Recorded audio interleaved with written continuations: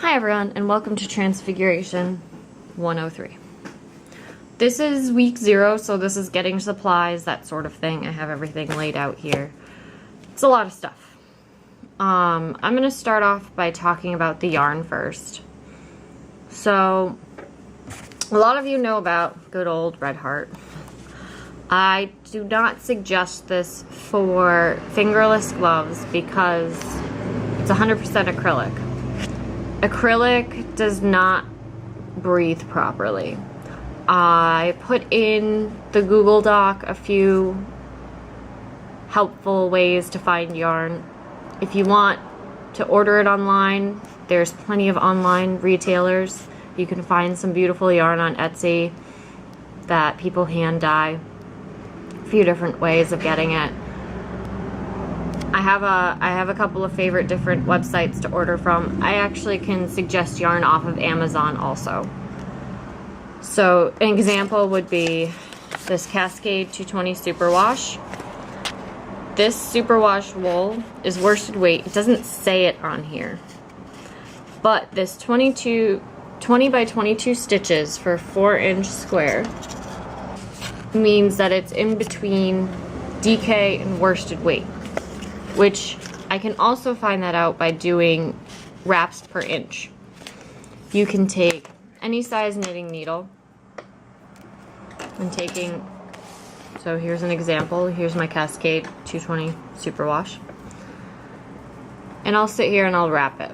So I'll do 10 wraps because it's between those two sizes. So you're not pulling tight, you're just kind of wrapping it around. 2, 4, 6, 7, 8, 9, 10. So I wrap the yarn around 10 times. My needle. Grab my ruler.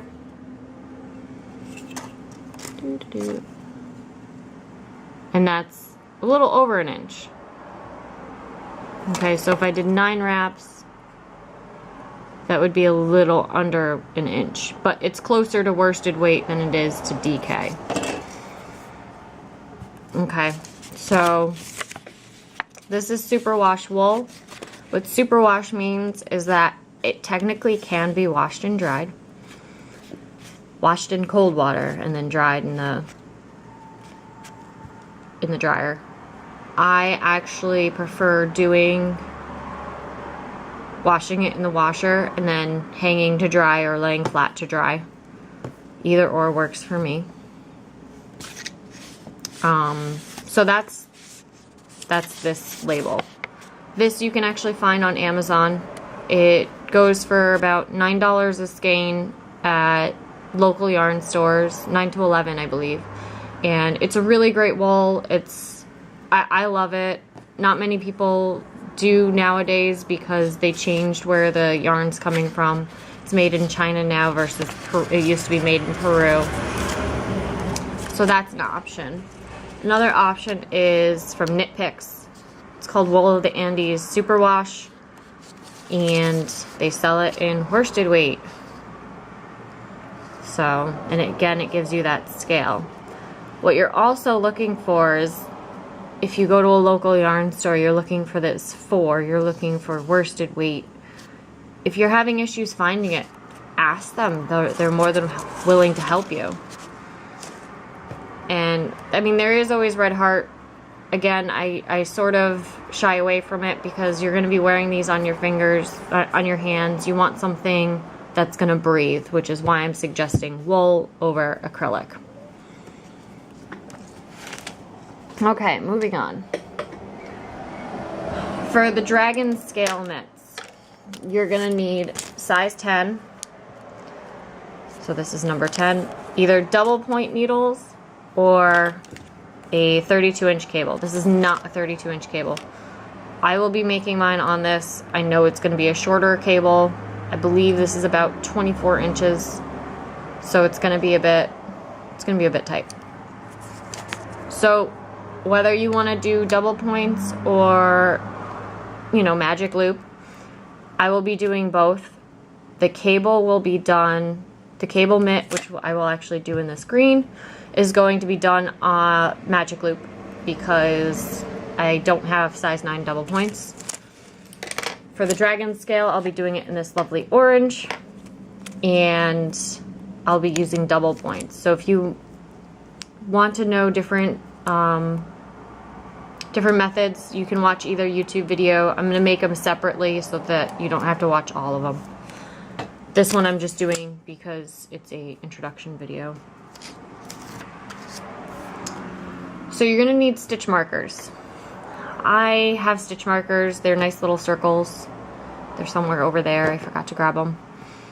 What I actually end up doing most of the time is I'll take contrasting yarn, so this baby blue would be perfect, and I just tie a little knot like this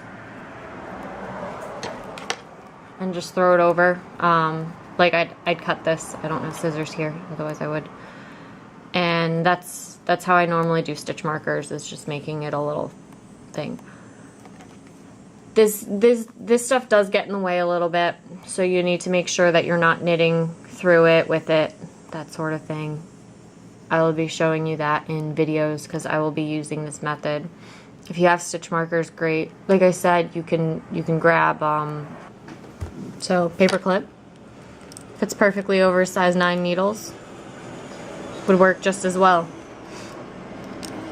And you know, a lot of workplaces have tons of paper clips. Okay, so also what you guys will need are tapestry or darning needles. I got plastic canvas needles. They work well for me. I've had no issues. It takes a bit to kind of get it into this eye because it's small. I suggest that they have these great big plastic ones that I love. I just couldn't find them when I went shopping. I have an Amazon link for it so that you know what to look for. And if you're going to be making the cable mitts, you're going to either need, so double points come with 5, so you can use the extra one for a cable needle because it has 2 points. I also have 2 different types of cable needles. There's this nice hook one. These are my preferred ones. I like how simple it is. I like how the stitches just stay here when I pick it up. It's lovely. So you pick up with this, you pick up the stitches with this side, you let them sit there, and then you knit with the longer side. Or there are these cable needles where you're putting you're slipping the stitches on and holding them there.